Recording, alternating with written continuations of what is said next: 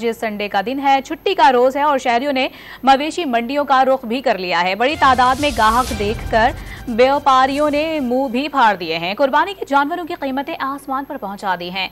कमजोर से कमजोर गाय की कीमत भी 1 लाख रुपए मुकर्रर की गई है। मजीद क्या सूरत हाल है, पेशावर की मवेशी मंडी में मौजूद हैं डॉन न्यूज के नुमाइंदे जाहिद इमदाद, उनसे जाते हैं।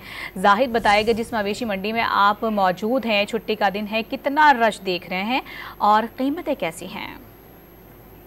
जी बिल्कुल, आज इतवार का दिन है और जो मवेशी मंडियां हैं पेशावर में, जो बड़ी मंडियों की बात करें, रिंग रोड मंडी और काला मंडी, इसी तरह तो इतवार के रोज़ यहाँ पर जो गाहक है, जो ख़रीदार हैं, उनके आने का जो सिलसिला है वो शुरू है। जाएंगे आगे मंडी में भी, हम जो इस वक्त देख रहे हैं आपको भी दिखाते हैं कि जो गाहक है वो आ रहे हैं, अपने जो सौदा है, जो रेट है, जो जानवर लेने की जो हतमी फ़ैसले हैं वो कर रहे हैं। और लेकिन जो गाहक यहाँ पर आ रहे हैं, जो ख़रीदार आ रहे हैं सुन्नत इब्राहिमी के लिए, जानवरों की ख़रीदारी के लिए, तो उनके मुताबिक रेट्स महंगे हैं।